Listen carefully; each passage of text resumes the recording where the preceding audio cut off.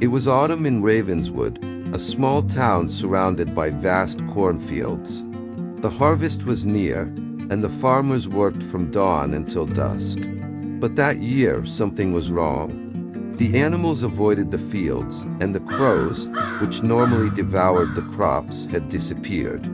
The townspeople whispered about a scarecrow they had never seen before, a sinister figure that had appeared out of nowhere in the middle of the cornfield.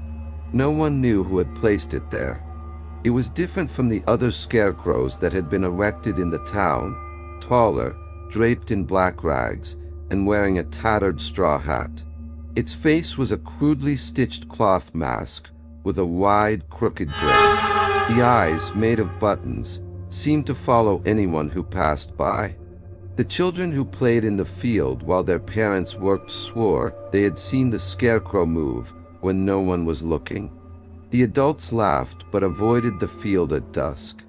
That night, the young farmer Ethan was returning alone from a neighbor's house. With an old oil lantern in one hand and a scythe slung over his back, he decided to take a shortcut through the cornfield. The full moon cast an eerie glow over the path. The wind blew hard, making the corn leaves whisper like distant voices. Ethan held the lantern tightly, trying to ignore the unease creeping over him as he entered that part of the field.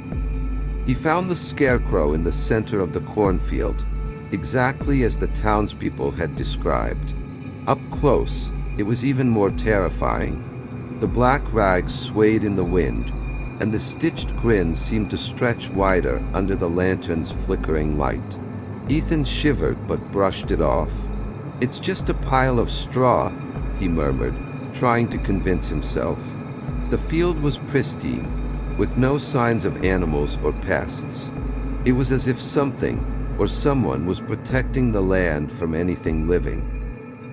Ethan walked past the scarecrow, but then he heard a strange sound, like something heavy falling to the ground. When he turned back, the scarecrow was lying in the dirt. He hesitated, but curiosity got the better of him. He decided to investigate. As he approached, Ethan noticed that the scarecrow's rags looked darker, almost as if they were damp. He reached out to touch it, but before he could react, something happened. The scarecrow moved. Its straw arms lifted with a dry creak, and the button eyes gleamed with a deep, menacing red. Ethan stumbled backward, but the scarecrow grabbed him with supernatural strength, its straw fingers tightening around the young man's throat. Still holding the lantern, he threw it against the scarecrow's tattered body. The oil spread quickly, and flames began to consume the figure. The fire crackled, illuminating the field with a bright, crimson glow. The scarecrow let out a guttural, almost human sound as the flames lifted its rags.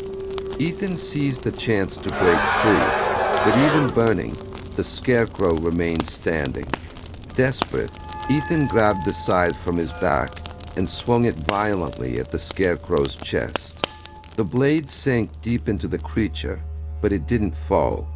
Instead, the scarecrow, now furious, pulled the scythe from its own body and with a swift, precise motion, struck Ethan's collarbone. The young man screamed in pain, feeling the warm blood seep down his body. The blow was so strong that he collapsed to the ground, writhing in agony.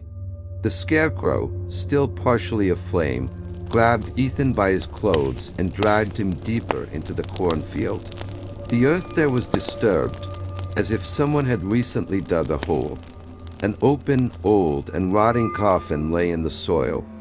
The scarecrow tossed Ethan and his scythe inside and began covering the coffin with dirt as the young man screamed in terror. When the last grain of soil covered the coffin, the scarecrow returned to its place in the middle of the field, motionless, as if nothing had happened. But its grin now seemed wider, more satisfied. The flames had died out, leaving only scorch marks on its blackened rags. Days passed since Ethan disappeared. The townspeople, already wary of the cornfield, now avoided it entirely. The young farmer was never seen again, neither by neighbors nor by the other workers in the region. The Scarecrow now bore new scars. Its black rags were partially burned, with charred edges that looked like they had been licked by flames. And its stitched grin seemed wider, crueler, as if it were laughing at anyone who dared to look. No one dared to approach. The children, who once played at the edges of the cornfield, were now kept away by their parents.